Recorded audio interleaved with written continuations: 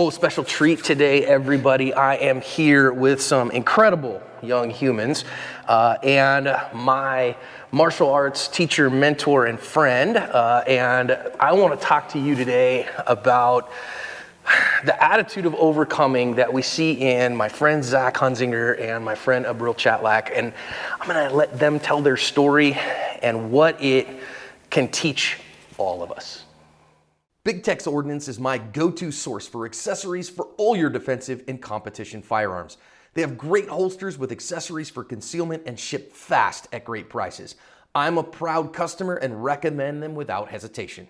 So, Professor, thank you so much for having us around and for being the core of this. I'm just going to say in the beginning of this that it's Professor Lawrence Robinson is our 8th degree, the Associate Master of the Art of UMass, well, the founder of the Art of UMass, but and the owner of Attitude First, who has built the culture that these kids came up in, who made them who they are. And I say kids, they're adults. I'm old.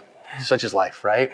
So I'm going to start with you, Miss Abril. This is Abril Chatlak. Abril, now, tell us as much of your story as your heart desires. Where's the real heart of Abril come from? Oh, that's a good question. I don't know. I started with Attitude First back when I was 13, and my parents and I had just moved from Congress, Arizona, which is a tiny little town in the middle of nowhere, 20 minutes out from Wickenburg. And we got here, and my mom was very adamant on me doing martial arts. At the time, I did not want to do it. I wanted to do cheer. I was only on cheer and dance. I was like, I'm not doing martial arts. I don't want to. And then I got through my white belt to my what's it called? Yellow belt? No, not my yellow belt. Advanced white? To my advanced white. And by the time I got to my advanced white, which was maybe a month or two, I was like, oh, I don't want to do cheer. I'm sticking with this. So I feel like that's where that started. And then that was back in 2014. And then 2019, my parents and I were coming back from Mexico, and we got into a car accident. And both my parents passed away, and my sister and I were in that car as well. And so were the kids, my niece and my nephew, and they were babies at the time. Fortunately, my sister and I and the kids came out okay. But my parents. Okay, back up. You say, we came out okay. The day after, I didn't find out until the day after. Okay is a very relative term, Abril. How many days did we spend in ICU? Oh, I don't know. A lot. We spent 2 weeks in ICU. Yes, how long did we spend in the Halo? 6 months? Yeah. It was 6 How months. many breaks were there in your neck? 1, 2, 3, 4, 5. How many times did you almost die? 5. 5. I'm just saying that because this is a bigger deal than you're letting on here. Okay, you're like, I survived or whatever. Yeah. Obviously, a hugely traumatic thing. But look at her. Would you say that? There's a lot. Okay, so horrific car wreck. Mm-hmm. Now what? Well, you just got to move forward. There's nothing I can do about it. It's out of my control. So from there on, I think my mentality has always been recover first. Recover physically, and then the emotional, I'll deal with it later, which in hindsight was probably not the best thing to do. But, my main focus was as long as my body's better, that's when I can mourn my parents, know. And I feel like that in those terms, they came out okay to where I was just mainly focused on getting better and getting better and getting better, and it just... Okay, we're going to let Abril tell that story in a minute, but I haven't introduced you, if you haven't met him yet, to Zach Hunzinger. Zach is your own miracle story. Yeah. So when did you start training here? Oh my gosh. It was a while ago. It was probably when I was 4? 4 or Everybody 5. starts at Yeah. 4. It was 4 and 5, and I was off and on and through. I have to agree with Abril on this one. I really didn't want to do it in the first place. But with my dad being a black belt and stuff like that, he always kind of found a way to give me those words to just do it no matter what.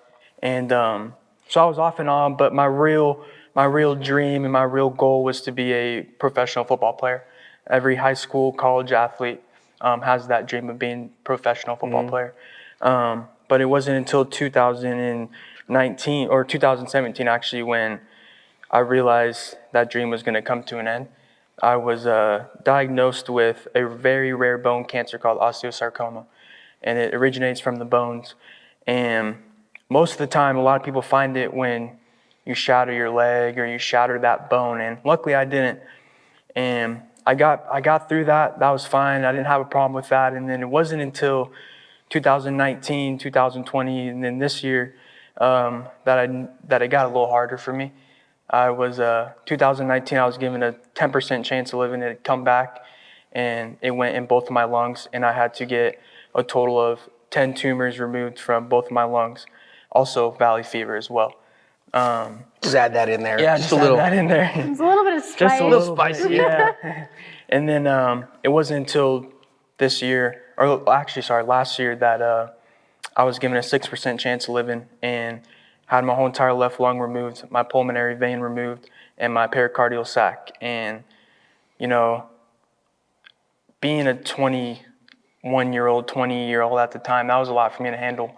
But, you know, I knew that no matter what I was going through at that time, that there was going to be something good coming out of it, and that good is that I'm still here today. Wow. Yeah. Wow. Okay. There's so much story to tell here, and they've given you the 50,000-foot view, and obviously there's a million bits of this story, and I want to dig into all of it. But I'm going to come back. Abril, you get to be ladies first, as the usual. So I don't want you to know, I've trained with both these young people, right? So Kicked my butt several times. yeah, we've been that. We've rolled on the mats, right? Like You know? I've had multiple bruises made by John himself. Zach is a jiu-jitsu dude, so we've Yeah. rolled and those things. And Abril Kempowitz, so we've hit the mats together many times. She's beat me up on multiple occasions. Do you feel like, I mean, both of you were very positive individuals, and as long as I've known you, right? And I've known you since you were this big, right? Yeah. Your dad gave me my first butt kicking on the mats at Attitude First, right? My very first butt kicking as a white belt was Charlie Hunzinger. Followed very shortly by Jeanette Robinson. So there's a theme here. And you from when you were, I mean, just getting started here, I think I was a You were brown belt. green belt. Was I a green belt? You Okay. were a green belt when I met you. And so, how do you feel like your experience with the incredible adversity has changed your attitude? We talk about attitude first here, that your attitude determines everything else about things. Do you feel like that helped you through this, or did it change how you dealt with it? My attitude first experience. Yeah. I always, I said it to you when I was in the hospital, and I said it to everyone that asked. I said it to my sisters. I do not think I would have survived the car accident if I didn't have my training, and I stand by that so firmly. There was a lot of things. I was just coming back from a break because I was taking a little break because I had to do school and stuff like that when the car accident happened, and so I had just kind of started getting back into the motion of doing things. But you train for a year, 2 years, 3 years. It sticks with you, 5, 6. Kind of it's muscle memory at that point. But I stand by it firmly. Like, one of the reasons that I survived was because of my training. I mean, I remember the whole thing from when it happened, my mom's last words. I remember waking up. I remember seeing my parents. I remember, listening to the kids, and the entire time is what's going on around me, right? So I had a headphone in because I was listening to music, and, I had a blanket over me, and I was like, well, I can hear the music. I know my headphones are there. So you pull on it, and it was like all things that we've talked about, right? It's like taking into consideration what's going on around you. Like, don't panic. Like, so first things first, like, I need to get to a phone. I need to call someone. At that point, I didn't know that there was paramedics outside trying to get into the car, and I firmly stand by it because that's what helped me, stay calm. My vitals, when they took me out of the car wreck, it's pretty bad. They took me out, and they took my sister out first. They airbagged us out, and then they took the kids out first. And the reason they did that was because my vitals were virtually perfect. My heart rate was good. My pulse was good. I mean, as good as it can get. And we get to the hospital, and I'm still awake through all of this. And the doctors go, "What the hell took you so long to get this one here?" My insides were completely just done.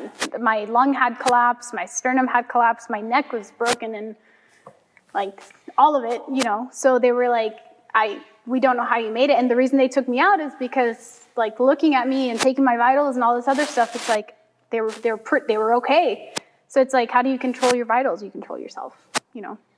So that's what I learned from Attitude First, Mr. Robinson over here. Wow.